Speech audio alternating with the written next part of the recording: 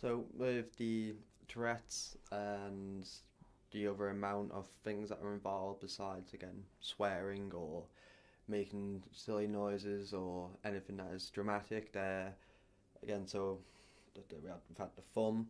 There was just facial expressions, so there was blinking so many times, opening your mouth, doing stuff like a little quick stretch of a yawn, nose snuffling, stuff like that. Anything, just very little simple things. Then I also had it with my arm. My arm would twitch in, out like that, or my hands have to do certain things. My legs would do it. Sometimes my feet, my neck. I had long hair at one point, so I was always flicking my hair constantly. And when I didn't have long hair, I would still be doing it. Again, everything run into routine with OCD. So if I didn't do it right and it wasn't on an odd number, I'd start again. And we know what happened when that didn't happen. I'd get really frustrated. Sometimes I'd get into tears. I'd be crying. There was only 3 occasions where I had a fit from the amount. It was literally head to toe Tourette's. It was just everywhere. All these tics going on.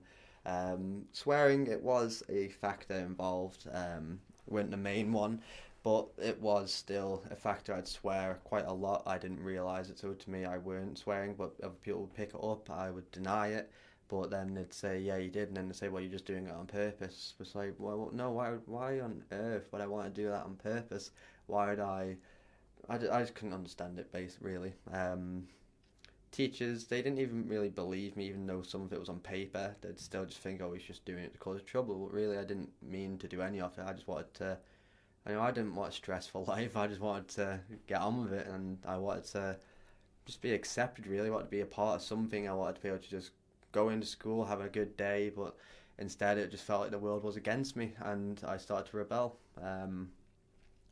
So with the swearing, I managed to find a coping mechanism when I was 14 because it was causing a lot of detentions or sent homes because they give up on detention because I wouldn't go or wouldn't stay.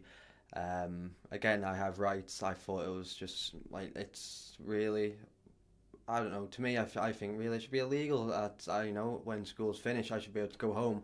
I shouldn't have to stay behind because of something that I couldn't control, like saying the word fuck, not at someone, just in sentence. Like if I was speaking now and I said, well, today I went to the fucking beach because I wanted to pick up some stones to throw into the fucking sea, but I'd get sent home for that, or they'd tell me you're staying behind after school for something I couldn't control. I mean, why would I do that? It's against my rights.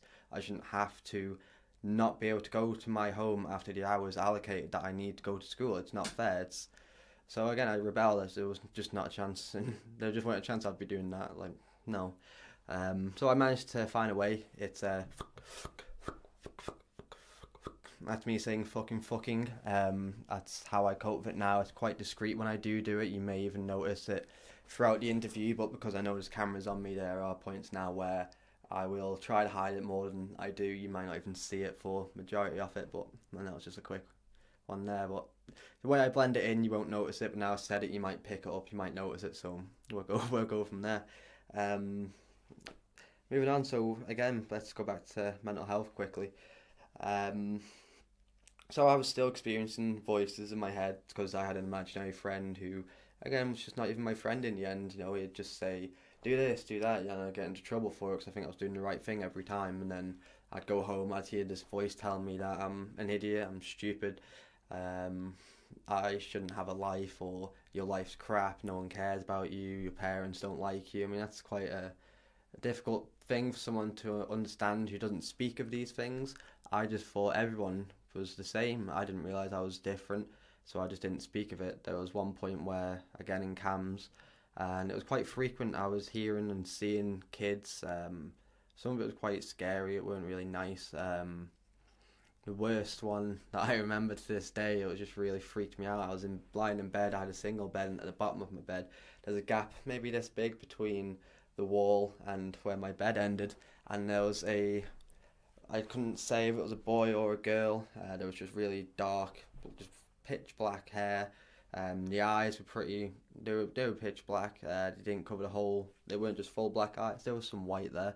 The face was fairly white. It had every face feature that any human would have, and it was just playing peekaboo. It'd come up, it would look at me, it would go down, and I was just watching it come up, and go down, and I started to catch a rhythm in it. It would do it 5 times in about a minute, and then sometimes it would stop, and I'd think it was gone. So I'd just sit there thinking, please be gone, please be gone, and it would come up again, and my heart was just, it was racing, my stomach felt empty, I felt like I could have been sick, it was really terrifying, and my door was right next to the bottom of my bed, so to be able to get out the bedroom, I had to gather all this courage to just get out of bed and run out that door, and I just waited and waited till it stopped, and then I ran out and I went to my mum and dad's room and told them, I was terrified. I ended up going back to bed in the end, but even like a couple of years ago, I'd still look at the bottom of that bed and think that, just a feel of uncomfort. So I didn't like that. I didn't enjoy it one bit.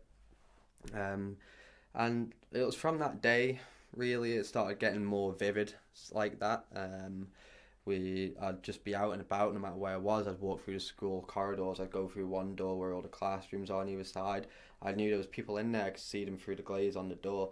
And I opened it and it was empty. There was no one in there. It was just dead silent.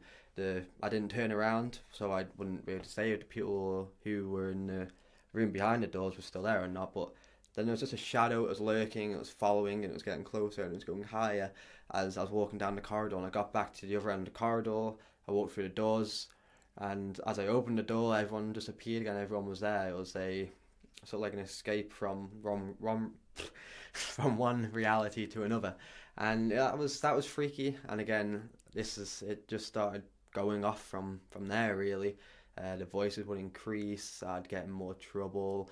I'd start feeling pretty just not good. There's not really a word I could say that would describe how I was feeling. I was numb. I was empty. I started feeling like I wanted to kill myself, and I was 12 years old. It's quite a lot. Sorry, just give it a second.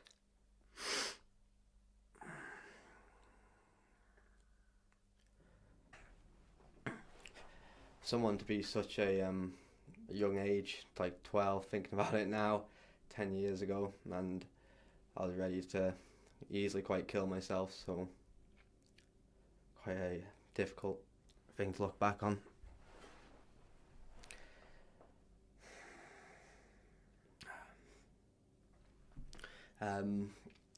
At that point, I actually put up a status on Facebook. Facebook was quite new at the time, and I weren't a massive paragraph. It was just very basic, to the point. It was the words I can remember best were that I wanted to crawl up into a dark corner on my own, alone, and just sit there until I died. And again, someone at the age of 12 to put that on their Facebook, it's pretty tough. A lot of other schools on the island got involved. It weren't just my school. A lot of people were like giving the information to teachers, and my mum was rang. I went home, and my mum looked at me. She said, "You okay?"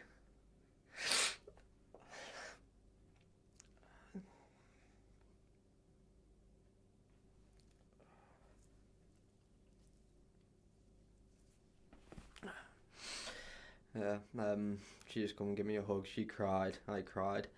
I just told her it was I didn't mean it was, I was over exaggerating, but that was a lie. The truth was I wanted to die.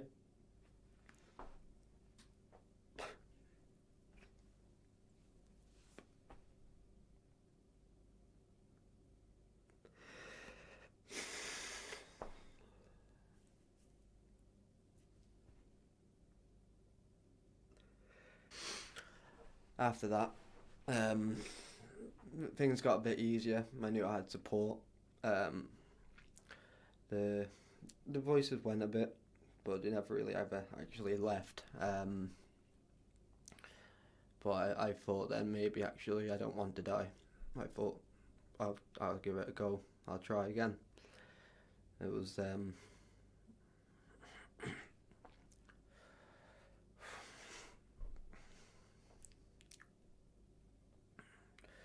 anything really that's ever stopped me would be the thought or the image of my mum. So she's on, keeps me going. She's my rock, my light in the dark, and the rest of it. So without it, I don't know where I'd be.